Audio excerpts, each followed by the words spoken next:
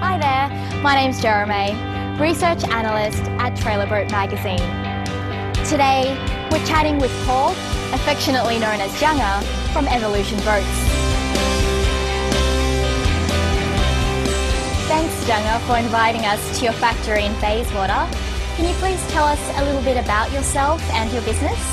Well, my wife and I started the business, this will be our 10th year, in our garage at home. We actually built the first 2 boats ourselves in the garage, and then we've diversified into these 2 factories, which are both 10,000 square feet each, and it's looking good from here on in. Wow, that's fantastic. So after walking through the factory and seeing your beautiful boats, can you tell us a little bit about what makes your boats special? When we first started designing boats and things like that, we took a lot of things into consideration as far as fishability. My passion's offshore game fishing, so we wanted to build a boat that suited my passion.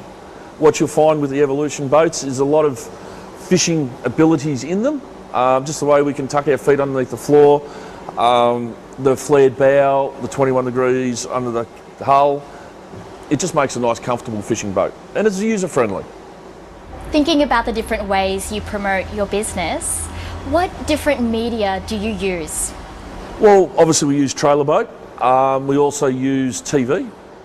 We sponsor quite a few people as far as Elmer Glashan and Adventure Bound, but predominantly for print media it's all Trailer Boat. Okay, great. So you mentioned that you use TV and print. Can you describe the media that best reaches your customers? Flip a coin. Flip a coin, sorry. Trailer Boat's something that you can actually take on your boat and read when the fishing's a little bit quiet, so I think that works pretty well for that aspect of things. I'd probably tip my hat at Trailer Boat, surprisingly. How important are magazines to your business?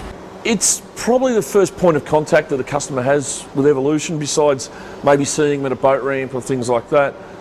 Generally find it's the first point of call. They'll see us or read an article or a test that we've done on, or you guys have done on the boat, and then they'll follow us up from there. What do your customers say about Trailer Boat? What have you heard? John Willis once wrote in one of your magazines that Junga can't catch fish, which is pretty much to the point. But with that little catchphrase that he used, I can actually gauge when the customer comes up to me and we start to get to know each other, he'll start hanging shit on me and say, "Is it true you can't catch fish?" And I'll say, "Well, where did you find out about that?" And he goes, "Well, I read it in Trailer Boat." Can you tell me a little bit about your relationship with Trailer Boat and how it all began?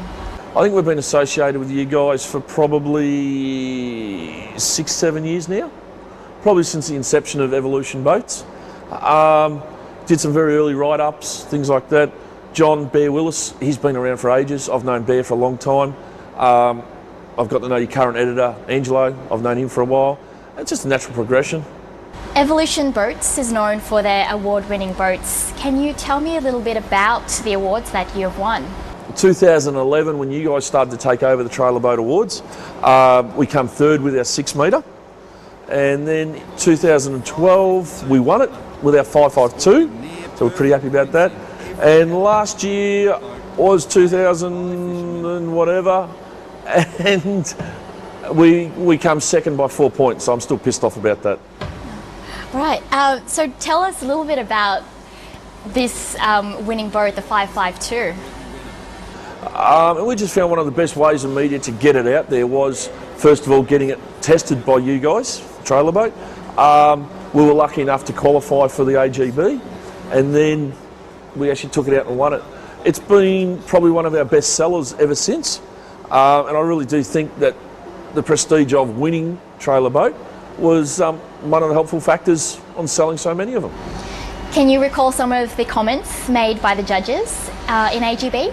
One of them that sticks out of my mind was from Jeff Strang, and he wasn't quite ready for it, and we took off, we blew his hat off, and then he did it to himself. He actually blew his hat off twice in this boat. And Bear, well, Bear's Bear, he probably did something naughty in it, and we got away with it, so it was all good.